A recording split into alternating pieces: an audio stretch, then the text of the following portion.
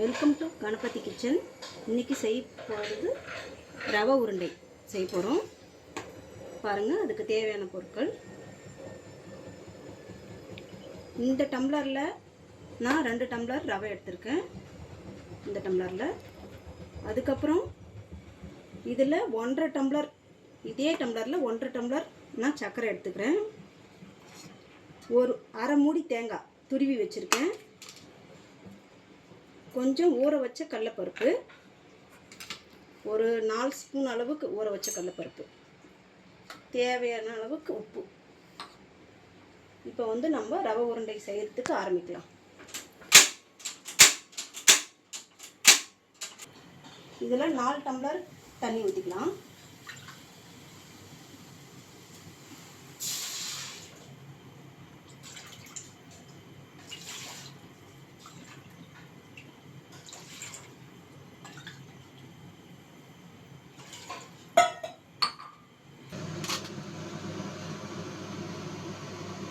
சிறிதளவு சால்ட்டு போட்டுக்கலாம்.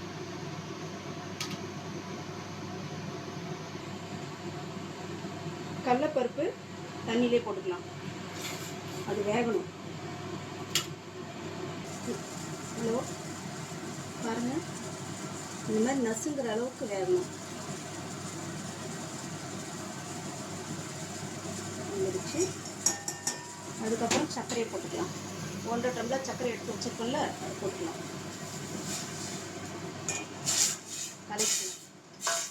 கரையணும்.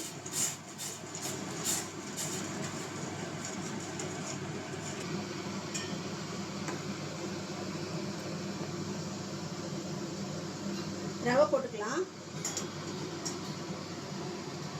2 டம்ளர் ரவை எடுத்து வச்சுருக்கோம்ல, அது போட்டுக்கலாம். கொஞ்சம் கொஞ்சமாக போட்டு கிண்டிக்கலாம்.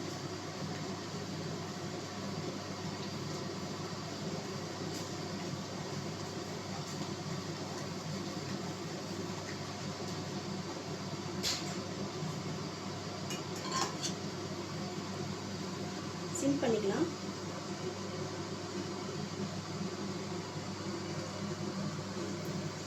ஒரு தட்டு போட்டு மூடிக்கலாம்.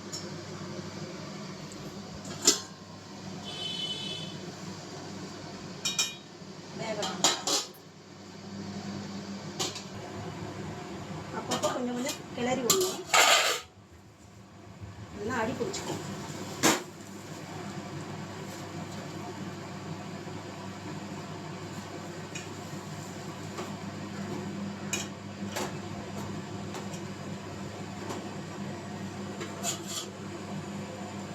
கொஞ்சம் நேரம் வேகணும்.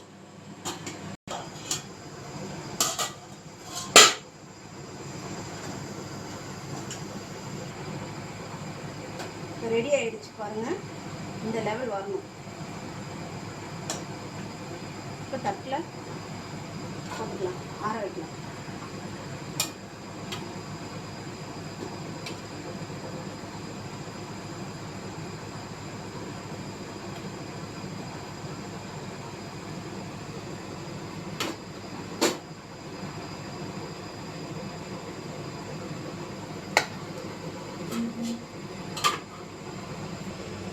இது ஆற வைக்கலாம்.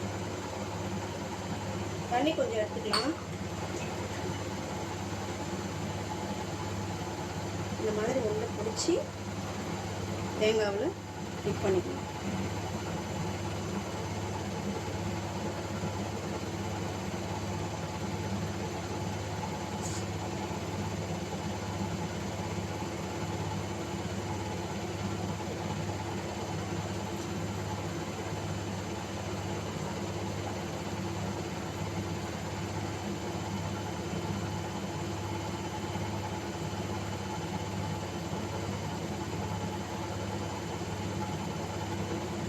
எல்லா உருண்டையும் அதே மாதிரி பிடிச்சிக்கலாம்.